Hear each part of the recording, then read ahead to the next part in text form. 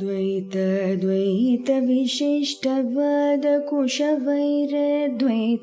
भकृर्चितं सार विचार चारुमनसं संखावतं वल्लभम् स्वाप्तानाप्तसमस्तजीवसदयं ज्ञानाश्रयमाश्रयम् स्वाप्तानाप्तसमस्तजीवसदयं ज्ञानाश्रयमाश्रयम् वन्दे द्वैतगुरुं जगतां धीशङ्करं शङ्करम् वन्दे द्वैतगुरुं जगतां धीशङ्करं शङ्करम्। श्रुतिस्मृतिपुराणानाम् आलयं करुणालयम् श्रुतिस्मृतिपुराणानाम् आलयं करुणालयम् नमामि भगवत्पादशङ्करम् नमामि भगवत्पादशङ्करम् लोकशङ्करम् लोकशङ्करम्। శ్రీ గురుభ్యో నమః. శ్రీ శ్రవణం ఛానల్కి శ్రోతలందరికీ కూడాను మరొకసారి స్వాగతం. ఈరోజు మనం 78వ శ్లోకాన్ని చెప్పుకోబోతున్నాం. ముందుగా శ్లోకం, ఆ తర్వాత ప్రతిపదార్థము, తాత్పర్యం, వివరణ చూద్దాం. శబ్దాదిభి పంచభిరేవ పంచ పంచత్వమాపుః స్వగుణేన బద్ధాః కురంగమాతంగపతంగమీనా భృంగానర పంచభిరంచిత కిం.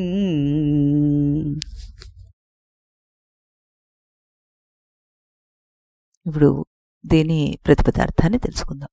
కురంగ మాతంగ పతంగ మీన భృంగాహ అంటే లేడి, ఏనుగు, మిడత, చేప, తుమ్మెద అనేడి పంచ 5 జంతువులు, శబ్దాదిభిః శబ్దము మొదలగు, పంచభిః 5 చేత లేదా 5 ఒక్కొక్క దాని చేత, స్వగుణేన వాటి గుణము చేత, బద్ధాః కట్టబడినవై, పంచత్వం మరణమును, ఆపుః అంటే పొందుతున్నాయి, పంచభిః 5 తోడును, అంచితః కూడిన, నరః మనుష్యుడు, కిం ఇంక చెప్పాలా, నశించడానికి ఇంతకంటే ఇంక వాడికి కావాల్సిందేంటి అంటున్నారు.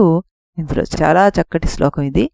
ఈ శ్లోక తాత్పర్యాన్ని తెలుసుకుని వివరణలోకి వెళ్ళిపోదాం మనం.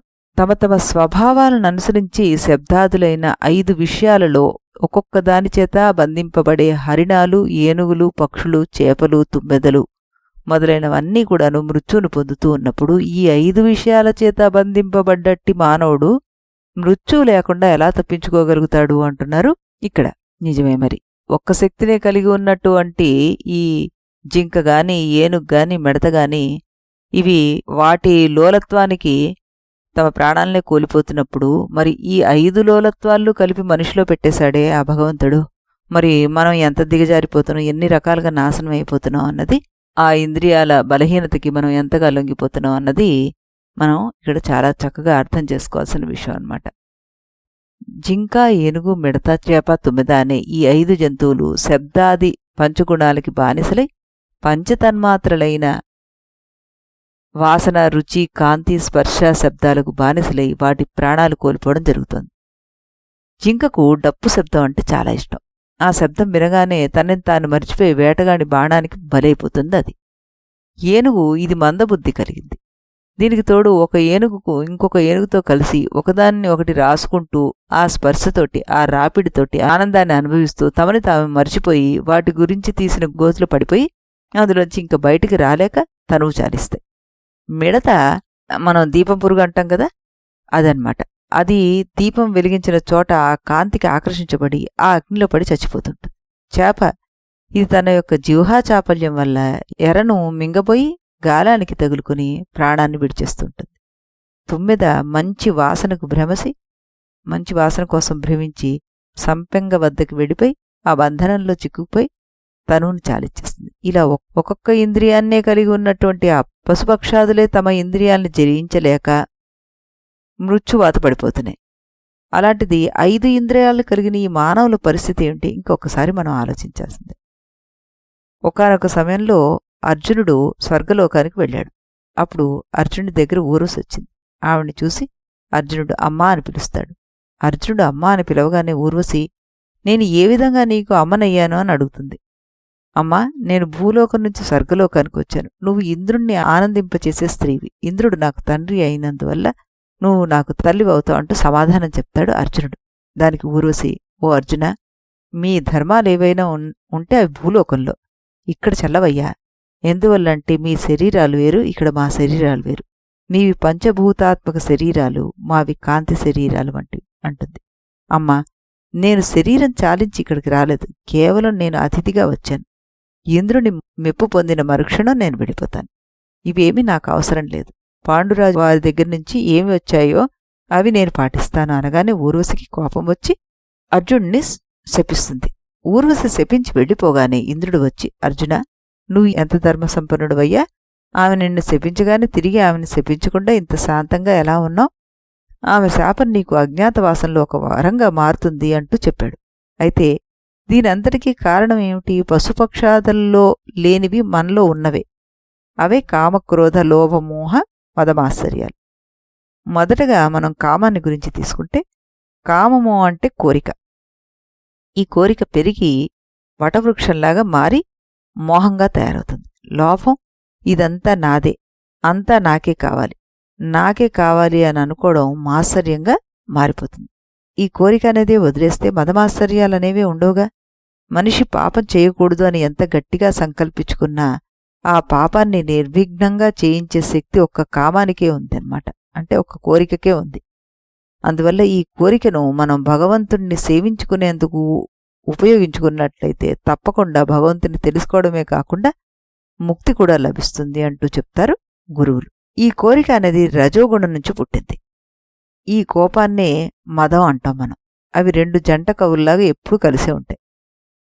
ఈ కోరిక అనేది లేకపోతే మదమాశ్చర్యాలనేవి ఉండవు. అన్నీ కూడా శూన్యమైపోతాయి. అప్పుడు బ్రహ్మం మాత్రమే ఉంటుంది. ఈ బ్రహ్మాన్ని తెలుసుకోవాలంటే జ్ఞానాన్ని ఆశ్రయించాలి. ఎప్పుడైతే బ్రహ్మజ్ఞానం కలుగుతుందో ఆ వ్యక్తిలో ఏమీ మార్పు ఉండదు. చూసే దృష్టిలో మార్పు వస్తుందన్నమాట. ఓ చోట కొందరు పిల్లలు ఆడుకుంటూ ఉండగా వారికి ఒక పక్షి గుడ్డు దొరుకుతుంది. ఆ పిల్లలు దాన్ని భద్రంగా తీసుకువెళ్ళి కోడి బుట్టలో పెడతారన్నమాట. మామూలుగానే కోడి తన గుడ్లతో పాటు దాన్ని కూడా పొదుగుతుంది. గుడ్లలో నుంచి పిల్లలు బయటకు వస్తాయి. ఆ కోడి పిల్లలతో పాటు చిన్నపిల్లలు ఆడుకుంటూ దొరికిన గుడ్డులోంచి ఒక గద్దపిల్ల కూడా బయటకు వచ్చింది. ఆ గద్దపిల్ల మిగిలిన కోడి పిల్లలతో కలిసి కోడిపిల్లల్లాగానే పెరగసాగింది. దాని ప్రవర్తన, అరుపు అంతా కోడి పిల్లల్లాగానే ఉందిట. ఎగరడం కూడా కోడి ఎంత ఎత్తు ఎగరగలదో అంతే ఎత్తు ఎగిరేది. ఓ రోజు ఆ గద్దపిల్ల ఆకాశంలో ఎగురుతున్న ఇంకో గ్రద్ద ఎగరడం చూసి అది తల్లి కోడిని అడిగిందిట, అమ్మా, అక్కడ దూరంగా ఎగురుతున్న ఆ పక్షి పేరేమిటి అని. దానికి తల్లికోడి, అమ్మా, దాన్ని గ్రద్ద అంటారు అందిట. చాలా గొప్ప పక్షి, ఎంత ఎత్తైనా ఎగరగలదు, కానీ మనం అలా ఎగరలేమని చెప్పిందిట. ఆ మాటలు విన్న గ్రద్దపిల్ల ఆ విషయం విన్నాక మళ్ళీ దాని గురించి ఆలోచించను కూడా ఆలోచించలేదు. కోడి తినే ఆహారమే గ్రద్ద తినడం వల్ల అది కోడంతే ఎదిగిందన్నమాట. ఆ గ్రద్ద కోళ్లతోటి కలిసి కోడిలాగానే బ్రతికి కోడిలాగానే చచ్చిపోయింది. ఎందువల్లంటే వాటికి జ్ఞానం లేకపోవడం వల్లే. కానీ భగవంతుడు మనకి ఇంద్రియాలతో పాటు జ్ఞానాన్ని కూడా ప్రసాదించాడు. అయితే ఆ జ్ఞానాన్ని మనం ఎంతవరకు ఉపయోగిస్తున్నాం అనేది మనం మననం చేసుకుంటే పైన చెప్పబడిన ఈ పశుపక్షాదుల కన్నా హీనమైన స్థితిలో ఉన్నామనేది మనకు అర్థమవుతోంది అంటున్నారు ఇక్కడ విశ్లేషకులు. నిజమే, మనిషి పరిస్థితి ఏంటి? మనిషి అంటేనే శబ్దం, స్పర్శ, రూపం, రుచి, వాసన అన్నిటికీ బంధితుడైన వాడే అని, 5 రెట్ల ప్రమాదంతో ఉన్నవాడు అని అర్థం చేసుకోవాలి మనం. జంతువుని తీసుకుంటే దానికి ఉన్న ఒక్క ఇంద్రియం వల్లే అది నశిస్తోంది. మనిషి ఈ 5 ఇంద్రియాల వల్ల ఇంకెంత నశిస్తున్నాడో మనం చూస్తూనే ఉన్నాం. మనిషి వద్ద ఒకే ఒక ఆయుధం ఉంది, అది వివేకం. ఇంద్రియాలు శత్రువులు కావు, కానీ వాటిని నియంత్రణలో పెట్టకపోతే అవి వినాశనానికే కారణమవుతాయి. భగవద్గీతలోని శ్లోకాన్ని మనం ఇక్కడ చెప్పుకోవచ్చు. యతతో హ్యపి కౌంతేయ పురుషస్య విపశ్చితః ఇంద్రియాణి ప్రమాథీని హరంతి ప్రసభం మనః అంటూ చక్కటి శ్లోకం అది. ఇంద్రియాలు ఎంత ప్రబలమైనవి, అల్లకల్లోలమైనవి అంటే వివేకం కలిగి స్వీయ నియంత్రణ పాటించే సాధకుని మనస్సును కూడా బలవంతంగా లాక్కుపోగలవు అవి అంటూ చెప్తారనమాట. ఇంద్రియాలు అనేవి అప్పుడే పగ్గాలు వేయబడిన అడవి గుర్రాలు లాంటివి. అవి దుడుకైనవి, తెంపరితనం మెండుగా ఉన్నవి. కాబట్టి వాటిని క్రమశిక్షణలో పెట్టడం అనేది సాధకులకు తమలో తామే పోరాడవలసిన చాలా ముఖ్యమైన కార్యం. కాబట్టి ఆధ్యాత్మిక పురోగతి కోసం ప్రయత్నించేవారు కామక్రోధాదులతో కూడిన భోగాలను కోరే తమ ఇంద్రియాలను మచ్చిక చేసుకోవడానికి జాగ్రత్తగా ప్రయత్నం చేయాలంటున్నారు కృష్ణ పరమాత్మ. అలా చెయ్యకపోతే అవి గొప్ప సాధకులైన యోగుల ఆధ్యాత్మిక పురోగతిని కూడాను చెడగొట్టి పట్టాలు తప్పించేయగలవు అంటున్నారనమాట. పురాతన కాలంలో సౌభరి అనే ముని ఉండేవారు. అతని పేరుతోటి ఒక మంత్రం కూడా ఉందన్నమాట. అతని పేరుతోటి సౌభరి సంహిత అనే గ్రంథం కూడా ఉంది. కాబట్టి అతను సామాన్యమైన ముని ఏం కాడు. సౌభరి ముని తన శరీరం పైన ఎంత నియంత్రణ సాధించాడంటే అతను యమునా నదిలో పూర్తిగా మునిగి నీటి లోపల ధ్యానం చేసేవాడు. ఒకరోజు అతను 2 చేపల సంయోగాన్ని చూశాడు. ఆ దృశ్యం అతని మనో ఇంద్రియాలను చెలింపజేసింది. అతని మదిలో ఈ సాంగత్యం కోసం కోరిక ఎక్కువైపోయింది. తన ఆధ్యాత్మిక సాధనని పరిచ్ఛేదించి ఆ కోరిక ఎలా తీర్చుకోవాలనే తపనతోటి నీటి నుండి బయటకు వచ్చేశాడు ఆయన. ఆ సమయంలో అయోధ్యకు రాజు మాంధాత. అతను ఎంతో తేజోవంతమైన ఉత్తమ పాలకుడు. అతనికి 58 మంది ఒకరిని మించిన ఒకరు అందమైన కుమార్తెలుండేవారు. సౌభరిముని ఆ రాజు దగ్గరికి వచ్చి ఆ 50 యువరాణుల్లో ఒకరిని పాణిగ్రహణానికి అడిగట.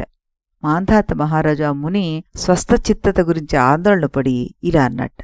ఒక వృద్ధుడు పెళ్లి చేసుకోవాలనుకుంటున్నాడే అని ఆయన బాధపడ్డాడు. ఆ రాజు సౌభరి శక్తివంతమైన ముని అని తెలుసు. కాబట్టి ఆయన కోరికను నిరాకరిస్తే మునిని తను శపించవచ్చు. కానీ తాను ఒప్పుకుంటే తన కుమార్తెల్లో ఒకరి జీవితం నాశనమైపోతుంది. ఎటూ తోచిన పరిస్థితుల్లో రాజు ఇలా అన్నట్ట. ఓ పుణ్యపురుష, మీరు అడిగిన దానికి నాకు ఎటువంటి అభ్యంతరమూ లేదు. దయచేసి కూర్చోండి. నా 50 మంది కుమార్తెలను మీ ముందుకు తీసుకొస్తాను. వారిలో ఎవరు మిమ్మల్ని ఎంచుకుంటే ఆమె మీ భార్య అవుతుంది అని చెప్పాట. రాజు ధైర్యం ఏంటంటే తన కుమార్తెల్లో ఎవరూ కూడా ఆ వృద్ధ సన్యాసిని కోరుకోరు అని. సరే, ముని శాపాన్ని అప్పుడు తప్పించుకోవచ్చు అనుకున్నట్ట. రాజుగారి ఉద్దేశాన్ని అర్థం చేసుకున్న సౌభరి తాను మరుసటి రోజు వస్తానని రాజుకు చెప్పాడు. ఆ సాయంత్రం తన యోగశక్తిని ఉపయోగించుకుని అందమైన యువకుడిగా మారిపోయాడు.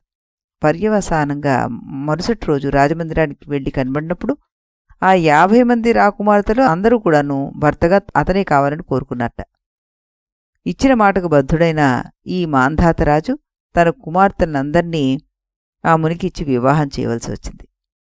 50 మంది తోబుట్టువులు ఒకే భర్తను పంచుకోవడం చేత తమలో తాము తగు పడతారేమో అని రాజు చింతించాట. కాని సౌభరి మళ్లీ తన యోగశక్తిని ఉపయోగించి రాజు భయాన్ని తొలగిస్తూ అతను 50 రూపాయలు స్వీకరించి తమ పత్నుల కోసం 50 భవనాలు సృష్టించి వారందరితో వేరువేరుగా నివసించట. కొన్ని వేల సంవత్సరాలు గడిచిపోయాక సౌభరికి ప్రతి భార్యతోటి చాలామంది బిడ్డలు కలిగారని, వారికి మళ్లీ ఇంకా సంతానం కలిగి చివరికి ఒక చిన్న పట్టణమే తయారైందని పురాణాల్లో చెప్పుతుంటారు. ఒకరోజు సౌభరి తన అసలు స్పృహలోకి వచ్చి మొరబెట్టుకున్నట్టు. అహో ఇమం పశ్యత మే వినాశనం. ఓ మానవుల్లారా, మీలో ఎవరైతే భౌతిక విషయాల ఆర్జన ద్వారా ఆనందప్రాప్తి కోసం ప్రయత్నిస్తున్నారా జాగ్రత్త. నా భ్రష్టత్వాన్ని చూడండి. నేనెక్కడ ఉండేవాణ్ణి, ఇప్పుడెక్కడున్నాను? నేను 50 శరీరాలు సృష్టించుకున్నాను. 50 స్త్రీలతోటి 1000 సంవత్సరాలు గడిపేశాను. అయినా ఇంకా ఈ ఇంద్రియాలు సంతృప్తి చెందలేదు. సరికదా, ఇంకా కావాలనే కాంక్షిస్తున్నాయి. నా పతనం చూసి నేర్చుకుని ఆ దిశలోకి మీరు వెళ్ళొద్దు అంటూ హెచ్చరిస్తున్నారనమాట. ఈ రకమైన అనేక కథలు మనం పురాణాల్లో చెప్పుకోవడం జరుగుతుంటుంది. అలాంటి అద్భుతమైన ఇంద్రియ నిగ్రహం కలిగినటువంటి మహామునులే ఒకానొక బలహీన సమయంలో ఆ ఇంద్రియ లోలత్వానికి గురవుతుంటారు. కాబట్టి వీటిని నియంత్రించడం ఎంత కష్టమో అన్నది ఇక్కడ మనం తెలుసుకున్నాం అన్నమాట. నియంత్రించడానికి ప్రయత్నించినా కూడాను ఇంద్రియాలు మనస్సును లాగేస్తూనే ఉంటాయి. ఇంద్రియాణం హి చరతాం యన్మనోను విధీయతే తదస్య హరతి ప్రజ్ఞాం వాయుర్నావామివ అంబసి అంటూ చెప్పడం జరిగింది. ఎలాగైతే బలంగా వీచే గాలి నీటిలో నావను దాని దిశ నుండి పక్కకు నెట్టేస్తుందో, ఏ ఒక్క ఇంద్రియం పైన గాని మనస్సు కేంద్రీకృతం అయిందో అది బుద్ధిని హరించివేస్తుంది అంటూ కఠోపనిషత్తులో పరాంచికాని వ్యతృణాత్ స్వయంభూహో అని చెప్తుంటారు. అంటే అవి సహజంగానే బాహ్య ప్రపంచ వస్తువుల పట్ల ఆకర్షితం అవుతూ ఉంటాయి, అవి బహిర్ముఖంగానే ప్రవర్తిస్తుంటాయి. వాటిలో ఏ ఒక్క దాని మీద మనస్సు ఆకర్షితమైనా దానికి మనసుని తప్పుత్రోవ పట్టించే శక్తి ఉంది అంటూ నిన్న మనం ఒక చక్కటి కురంగ మాతంగ పతంగ భృంగ మీనాహతాహ అంటూ శ్లోకం చెప్పుకున్నాం కదా. అదిగో మళ్ళీ దాన్నే ఇక్కడ మరొకసారి అర్థం చేసుకోవచ్చు మనం. యతో యతో నిశ్చరతి మనశ్చంచలమస్థిరం తతస్తతో నియమ్యై తదాత్మన్యేవ వశం నయేత్ అంటూ మనం ఎన్నోసార్లు చెప్పుకున్నాం. అంటే ఎప్పుడెప్పుడైతే ఎక్కడెక్కడైతే ఈ చంచలమైన నిలకడలేని మనస్సు పరిభ్రమిస్తుందో దాన్ని తిరిగి తెచ్చి నిరంతరం భగవంతుని మీదకే కేంద్రీకరించాలి అంటూ ఈ శ్లోకం మనకి చెప్తుందన్నమాట. భగవంతుడే ఈ ముక్కను చెప్పాడు అంటే ఆ మనస్సు ఎంత చంచలమైనది, ఈ ఇంద్రియాలు దాన్ని ఎలా లొంగ తీసేసుకుంటాయి అన్నది మనం తెలుసుకోవడం జరిగింది. ఇందులో మనం ఎక్కడికి వెళ్ళినా ఆ మనస్సును మళ్ళీ తీసుకొచ్చి నియంత్రించాల్సిందే అంటూ మాటిమాటికి మనకి భగవంతుడు మీ మనస్సు బయటికి పరిగెడుతుంటుంది, ఇలా లాక్కొచ్చి కూర్చోబెట్టండి అంటూ చెప్పడం జరుగుతుంది. మళ్ళీ మనం రేపు మరొక శ్లోకంతో కలుద్దాం. అంతవరకు స్వస్తి. ఇది గురువాక్యం, ఇది గురువాక్యం విధి వేదాంతం విదితారకమితి బ్రహ్మము. ఇది గురువాక్యం విధి వేదాంతం విదితారకమితి బ్రహ్మము. ఇది మొదలిది నడుమిది తుది తెలిసిన వాడేవాడుగా.